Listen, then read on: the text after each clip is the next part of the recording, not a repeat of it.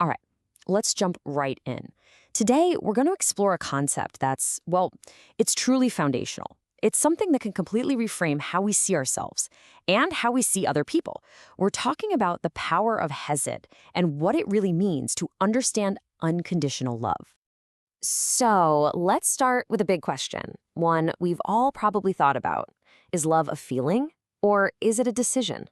I mean, think about it. We use phrases like falling in love, like it's this passive thing that just happens to us, a big wave of emotion that just sweeps you off your feet.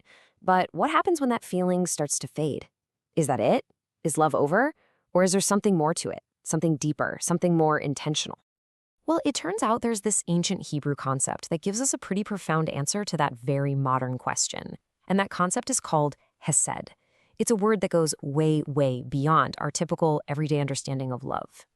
So what is Hesed exactly? Exactly. Well, the source defines it as a completely undeserved kindness and generosity. Now, there are two huge insights right there. First, the word undeserved. And second, that it goes beyond feeling to action. This isn't just about what's happening in your heart. It's about what you actually do. It's love in motion. You can kind of break Hesed down into three core pillars. First, it's unshakable. The idea here is a love so solid that even if the mountains themselves crumbled into the sea, this love would still be standing. Next, it's action-oriented. This isn't some passive feeling of affection. No, Hesed steps in, it intervenes, it comes to the rescue.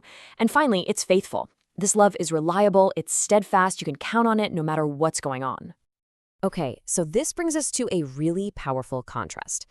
Let's dig into the difference between the conditional love we're all pretty familiar with and this unconditional love that Hesed represents. You could call it the love we know versus maybe the love we truly need. And let's be real for a second. If we're being honest with ourselves, most of the love we see and experience out there is, well, it's conditional in some way, right? It's often based on how well we perform, what we look like, or how successful we are. There are always strings attached, even if nobody says them out loud. This slide just lays it out so clearly. On one side, you've got conditional love. It's based on all the external stuff, your job, your car, your looks. It totally depends on your performance, and it can be taken away if you don't meet someone's expectations. But then you look at Hesed on the other side.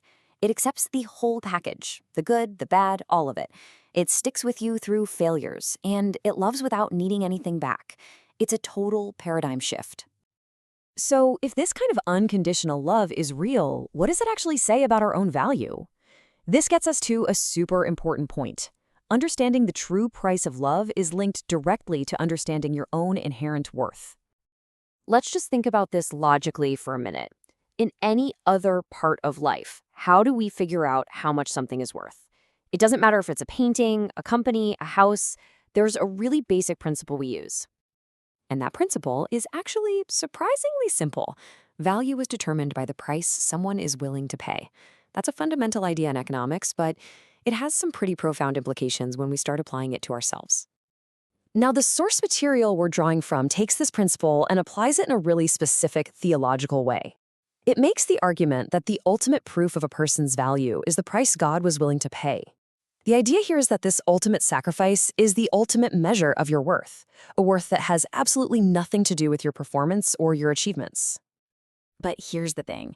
According to the source, there's this huge obstacle that stops so many of us from accepting this unconditional love, and that's the danger of self-hatred. It's like this internal block that keeps us from seeing our own inherent worth, and it stops us from truly experiencing Hesed. And when we don't feel complete in ourselves, you start to see these symptoms pop up. We start desperately looking for validation from other people, right? We might even start using or manipulating others just to get our needs met. And we end up in these relationships that are basically run by fear. Fear of being rejected, fear of being abandoned, just fear of not being good enough. You know, there's a line from the source material that just nails this idea perfectly. Perfect love has no fear. What that suggests is that anytime we feel fear in our relationships, it's a sign that the love we're experiencing, whether it's for ourselves or from someone else, is incomplete. It's a sign we're probably coming from a place of emptiness, not fullness. So, if that's the problem, what's the solution? Well, the good news is there is a path forward. It's all about becoming complete in love. And that journey, it always starts from within. The source we're examining lays out this really clear four-step path to get there. It all starts with what it calls self-discovery, basically learning about the nature of God through scripture and meditation. The idea is that this leads to a divine connection, where you spend time with that source to really understand yourself better. From there, you can start to really internalize your self-worth, recognizing that it comes from your creator, not from your circumstances. And that whole process is what allows you to find complete love, to love yourself fully so that you can then turn around and extend that same unconditional love to the people around you. So here's the bottom line, the crucial point. We are meant to love from a place of fullness, not from emptiness. Instead of looking for our better half to complete us, the goal is to become whole all on our own.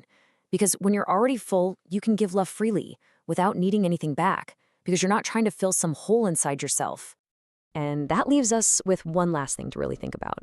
If you truly, deeply believe that you are already whole, already complete, already unconditionally loved, how would that change the way you love other people?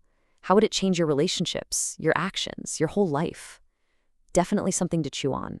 Thanks for joining me.